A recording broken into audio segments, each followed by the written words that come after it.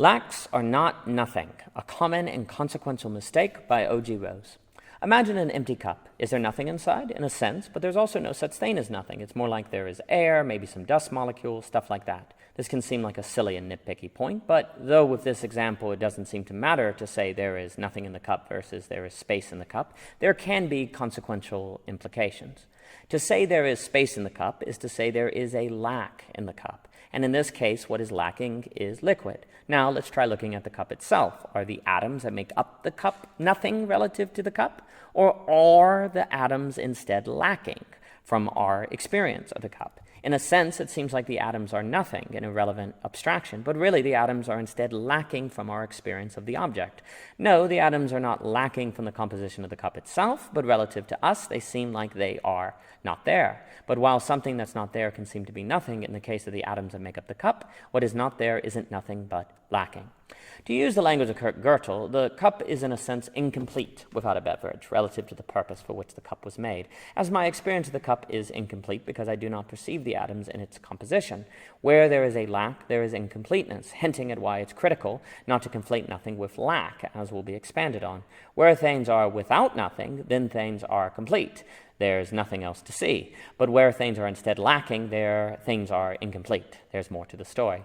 When things are lacking, they point beyond themselves. When what lies beyond things is nothing, though, things either don't point at all or only point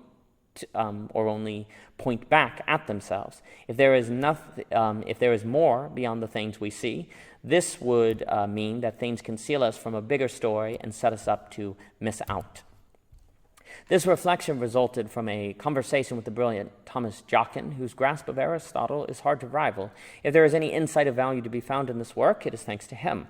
Also, as a technical note that will be elaborated on, please keep in mind that though lacks might be associated with absences, I don't mean to suggest that lacks are totally not present, though I may fail to always maintain a consistent language. Lacks are very present. We feel the IRS in the room with us as we work on our taxes, and yet the IRS is nowhere to be seen. Lacks are present absences, per se, which arguably is the only kind of absence if absence is distinct from nothing, which means lacks aren't presences like bookcases and chairs, but they're still with us. Lacks are in a space between presences and nothings. They are absences in our presence. Section 1. In the world of fiction writing especially, a good sentence lacks more than it presents. Generally, I think the advice show don't tell is trying to get at this, suggesting that instead of saying Sarah was sad, we should write instead, Sarah looked down at her feet, sniffled, and swiped a finger across her cheek. The first sentence tries to make too much present. It tries to put everything up front, in the foreground, and is additionally a bad sentence because we don't easily see Sarah, but instead we just receive information about Sarah. The second sentence, however, lacks the fact Sarah is sad, and yet within the description the writer makes present, we understand that this lack is in fact lacking. Sarah's sadness is not nothing, a double negative. Sarah's sadness is present in its absence, thanks to the skillfully chosen image. This hints at the great challenge of great writing, the art of figuring out what to write and make present that points to what is lacking. At the same time, great writers are always trying to avoid pointing to nothing, because that means the sentence makes too much present. A great dance must commence between foreground and background. The theologian Karl Barth has always helped me understand this dilemma by making me think of Christian theology as tracing out the outline of a crater. In this way, the person of Jesus Christ is understood not directly, but by examining and outlining his life and the impact he had on the world. The same logic applies to God. We cannot experience God directly without dying, and so our understanding of God must always ultimately lack the full picture of God. This doesn't mean God is nothing, but that God is always more than whatever is present of him. The fact theology cannot directly capture an articulated subject does not mean that theology is about nothing. Rather, it means theology is ultimately about a lack. This in mind, especially after Kurt Gödel, I would argue that all good thinking is like theology and orbits around a lack. Thinking that is about nothing is problematic, but thinking that entails no lack, that suggests everything outside of it is nothing, and that hence the thinking is complete, is equally problematic. Derrida makes a strong case on grammatology that philosophers have used writing to hide the lack of completeness in their philosophical systems. Derrida argues that philosophers have often attempted writing out systems that point to nothing as opposed to writing that points to something and hence is lacking. In other words, philosophers have used writing to suggest their philosophical systems are complete, even while ironically claiming writing always fails. Personally, I've always wished that Derrida made a better distinction between nonfiction writing and fiction writing. Why? Well, I think Derrida is correct that nonfiction writing, especially when philosophical or theological, tends to conceal incompleteness, which results in certain ways of thinking being privileged over others, mainly those that can get away with seeming complete by concealing their incompleteness best. And as a result, writing becomes an act that helps create hierarchy and oppression. But I don't think Derrida made clear distinctions between writing that acknowledges incompleteness, like good fiction, and writing that claims completeness. Perhaps Derrida did grasp this difference, and I missed it, but I would still like to highlight that not all writing is equally prone to deny lack. For Derrida, philosophy often hides incompleteness through writing. If everything cannot be explained perfectly in speech, the philosopher points to books, and then the books hide the fact that they themselves cannot complete the philosopher's system. The ultimate justification is always deferred, just out of reach. It is arguably the very virtue of philosophy to try to make everything up front, to leave nothing out that isn't explained, but Derrida understood this was impossible. No system could complete itself, as confirmed by Gödel. Derrida wanted to end philosophy that denied incompleteness, as he wanted an end to systems, theories of everything, or what I will call monotheories, and I highly sympathize with that aspiration. However, I still wish Derrida would have made distinctions between fiction writing and nonfiction writing, though I can understand that for his purposes on critiquing philosophy, there was no need for the distinction. That said, I do think he made a mistake in not making distinctions between metaphysics that acknowledge lack and metaphysics that deny nothing. Between Aristotelian and Platonic metaphysics, but this is an argument I will elaborate on in Reconstruction by O.G. Rose. All writing creates a lack, for when I write words on paper, the words lack their definitions. Those definitions are in our heads, not on the paper or in the words, as Derrida understood with his difference. The words are lacking other words, and the surrounding blankness on the piece of paper suddenly feels like it is missing words. Words seem to transform a nothing into a lack, or perhaps unveil that the nothing was always a lack, just an apparent nothing. The question we should ask of any writing we encounter is if it tries to hide what is not written down in front of us, or if the writing points to what is missing. There is writing that suggests there is nothing else missing, and writing that says, what you see here isn't the whole story. Writing that suggests there is nothing else beyond it should be deconstructed, but writing that acknowledges lack should be praised.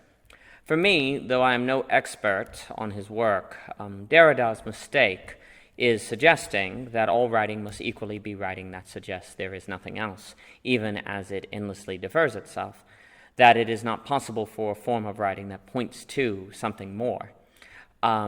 Additionally, as we will explore, there are models and theories which suggest there is nothing else missing, and modeling that implies what is modeled here isn't the whole story. Derrida suggests all modeling is wrong, but through time, Derrida goes too far if he suggests all modeling is therefore useless, to allude to George Box. The same logic applies to writing. It is always lacking, but that doesn't mean writing must mean nothing. Furthermore, writing that points to and or defers doesn't necessarily point at nothing. It may, but what defers may defer for the sake of suggesting a lack, versus to hide the fact it means nothing. Deconstruction is useful when it challenges writing, philosophy, modeling, and the like. That suggests there is nothing else. But deconstruction is problematic when it suggests and assumes that writing, philosophy, modeling, and the like which suggest a lack is no better. Again, the metaphysics of Plato and Aristotle are different, as the modern mathematical models in economics are different from the models of Hayek and Adam Smith. Not everything that points at nothing, and this is a mistake some deconstructionists make. Philosophy tends to hide incompleteness as if nothing, while great fiction makes us aware of incompleteness, lack, along with the ironies, paradoxes, and contradictions that become possible within the ontological schema which make lack possible, as elaborated on in Fiction is the Mathematics of the Humanities by O.G. Rose. Historically, at least, the whole virtue of philosophy has been to arguably make everything up front, ultimately impossible due to Gödel's incompleteness, while fiction makes a point to make us realize that what is present is not all there is. But this mistake of totalizing philosophy, a mistake which great fiction writers have avoided, is not exclusive to philosophy. Unfortunately, perhaps inspired by science, I fear most fields today now deny lack, suggesting that everything outside of their models, discoveries, formulas, and so on is nothing at all. This makes us overconfident, fragile, and susceptible to black swans, as admonished by Nassim Taleb. Section 2.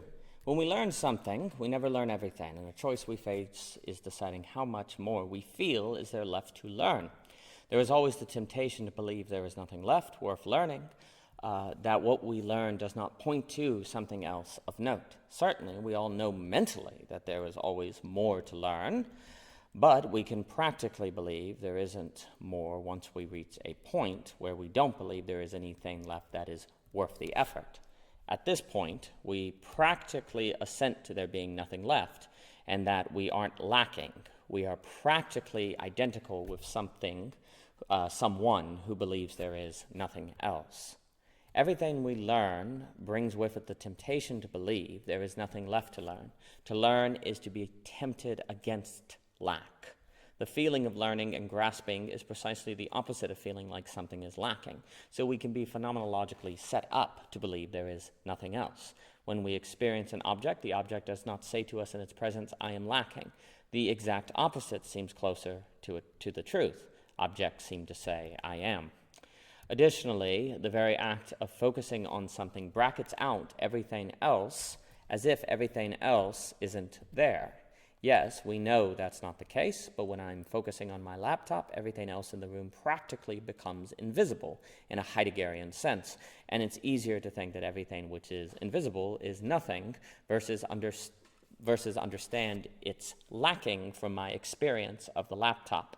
To believe in nothing contributes to focus. To believe in lack means I have to keep my eye on something outside my eye's range. The latter is unnatural. There's something easier about believing in nothing versus believing in lack, precisely because nothing demands nothing of us, whereas lacks point to more work. Also, if we focus on something and that thing is lacking, that means we cannot finish our work here and now. We must address what is pointed out. But when there is nothing else but the subject of our focus, completion is possible. Thus, the desire for completion contributes to the mistake of conflating nothing and lack, as does our very phenomenological experience of the world. Likewise, our belief in certainty and effort for complete models also contributes to our error. Section 3. When I present a model explaining why wealth is increasing, I can present it as if everything missing from the model is unnecessary, irrelevant, and/or practically nothing. Alternatively, I can present the model as if it is merely a tool, something that could prove helpful, but that cannot be considered the whole story. We may all nod and acknowledge that all models are wrong, but some are useful, and yet we may then proceed to practically act as if our models are practically complete. Yes, we can acknowledge the map is not the territory, but it doesn't matter what we say if we then treat the map in practice like it is identical with the territory. In fact, our beliefs in this circumstance could contribute to self-deception regarding the truth in our actions. We have faith in what we do more than in what we say. Economics can help illustrate the difference between taking lacks into account versus nothing, seeing as there is such a radical difference between modern economics and classical economics. Personally, I believe classical economics was much more centered around lacks and willing to accept incompleteness, while modern economics is much more on the side of complete models that leave nothing out. By this, I don't mean to say that everything classical economics thought was right and that modern economics hasn't made any useful contributions, but I do think modern economics would benefit from being more accepting of philosophy again.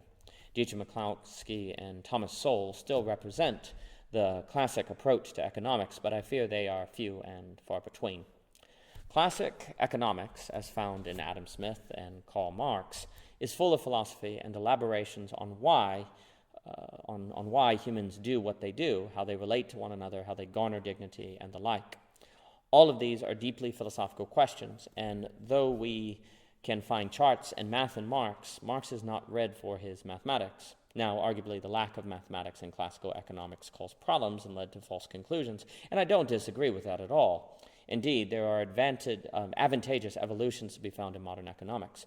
However, today, I fear modern economics has gone too far and views philosophical ponderings with disdain. Economists today want to be mathematicians, and any talk of big questions, threatens their identity. Economists in this way have become like scientists, and the virtue of science is precisely that it limits thinking in favor of observation, a topic expounded on in Science Observes by O.G. Rose, and certainly limits on thinking can increase the reliability of results by limiting the influence of subjectivity. But if it is the case that something is always lacking, which cannot be completely modeled, then subjectivity and thinking outside the model will prove unavoidable. If that thinking, though, is avoided, the models will treat themselves as complete and everything outside of them as nothing. And once this occurs, black swans, overconfidence, and the conditions that gave us the 2008 financial crisis will reemerge, as Nassim Taleb discusses. It does no good to say all models are wrong if we treat our models as basically infallible, as always happening to be right. Mathematical economics can treat what falls outside of it as nothing, while philosophical economics can better sense that fully modeling individual motivation, for example, is impossible. Economics must always lack some explanation, and it can, at best, according to thinkers like Smith, suggest the need for society to make space for individuals to pursue their own ends. That said, philosophical economics can lack tools for determining optimal interest rates, levels of liquidity, and so on. So what is needed is a blend of modern and classical economics. This way, we will not become overly confident in our models, but we also won't disregard useful models. Models are tools, not perfect maps of territories. Basically, the mistake to me seems to be treating models as representatives of reality versus tools by which to figure reality out. Models are representatives is a view that seems prone to make the mistake of believing there is nothing outside the models, while models are tools seems to better understand that models are always lacking. Though no one, when asked directly, claims they think this way, it is easy today to practically believe that what cannot be modeled cannot be true. It's also natural, as discussed in Experiencing Thinking by O.G. Rose, the brain prefers low-order complexity to high-order complexity, which basically means the brain wants to see the world in terms of simple causality versus emergence, lax, and unobservable causality, and the brain will happily and subtly misinterpret the world to get what it wants. We are naturally oriented to treat models as representatives, for that means all we have to do is learn the model to understand reality, and then we'll be good to go, plain and simple. If models are tools, though, that means the models are lacking, and we cannot fully grasp the world by grasping the models. Complexity abounds. Similarly, it is natural for us to privilege what we cannot qualify, measure, grade, so on, and metrics can only apply where a model is present. If our models are lacking, what we can measure may only be a small part of the whole story, which means the majority of the story escapes our capacity to understand and control. Naturally, our brains would prefer to think the opposite is the case. Models imply, in the experience of them, that there is nothing outside of them. We must bring to models the thought that what is outside of them is instead lacking. Models do not wear on their face the message that they are lacking. In fact, models almost seem to wear on their face the opposite message. We must bring the truth to our models, but this is the truth that our brains will want to shrug off. We will have to fight ourselves, and we will not want to fight. Section 4. The distinction between nothing and lack is also critical for governance and politics, for it is not simply the case that if the government is doing nothing to us, we are therefore not affected by it. The same can be said about laws, taxes, and so on. Imagine that I am sitting in a restaurant talking with my wife and the space is empty. Now imagine that there is a female police officer standing against the wall. In what situation are we freer? The police officer isn't doing anything, and we're not doing anything wrong, so arguably we have nothing to worry about. Nothing is happening, and yet that doesn't seem true. Does the officer somehow impact my freedom just by being there? Well, the fact I must think about the officer being there, wondering if she's watching us, which will make me think about what I'm doing, and so on, will impact my mental state. Furthermore, I might act differently knowing the officer is there than I would if the officer wasn't there. In this way, even when nothing is happening, the mere presence of the officer impedes my freedom. But some may argue that I should feel freer with the officer around. Why? Because the presence of the officer means I'm safer. I don't have to worry about someone breaking into the restaurant, attacking me, and so on. If the officer wasn't there, I might worry about being vulnerable. Hence, it's unfair to say the officer impedes my freedom. He easily might increase it. Who's right? Well, the answer seems situation dependent, and I'm not interested here in exploring specific policies. The main point I want to make is that an officer standing in a restaurant is not an example where nothing is going on. A lack is present, for my meal with my wife is influenced and shaped by the nearby police officer who isn't part of us and yet still influences who we are and what we experience in that moment. The officer is apart from us and yet a part of our being in that experience. Intentionally or unintentionally, a way that governing state and or totalitarian forces can lower our quality of life is by not appreciating the distinction between nothing and lacking, and we, the people, can support and vote for those forces if we don't appreciate the distinction ourselves. Conservatives often say we have nothing to fear from the police unless we are doing something wrong, but conservatives do not appreciate how our relationship to the police can never be nothing. It must always be a relation of lack. Similarly, liberals may fail to appreciate that the very threat of the IRS auditing a business or the government changing corporate tax laws can hurt the willingness of businesses to operate. Businesses experience the state as a lack, even when the state is doing nothing to them. The state, through protection, infrastructure, and the like, increases freedom, but the mechanisms of this protection and investment must be done in such a way that isn't predominantly experienced as a lack. To put it simply, the state must attempt to be experienced as nothing, even though this is utterly impossible unless the state doesn't exist at all. What this balance looks like is hard to determine, but it certainly won't be determined if no one realizes that the balance needs to be struck at all, that nothing and lack aren't similes. Am I suggesting that we need a world without police? No, that would be anarchy. To focus on a specific topic which can be applied more generally, what we need is a debate on the precise way policing occurs so that they are experienced less as a lack and more like nothing, which the police can never totally be because nothing doesn't exist. The question here is a phenomenological and experiential one, which is not pressing regarding the problem of models discussed above. At the same time, we need it to be the case that the police can readily become present on the scene of a situation when so needed. If the police cannot, they will prove ineffective. Ultimately, it could be argued that a critical question of government in general is how it can be effective and present when so needed without being experienced more as a lack versus nothing. Please note this means that it's not always better for a thing to be experienced as a lack versus a nothing.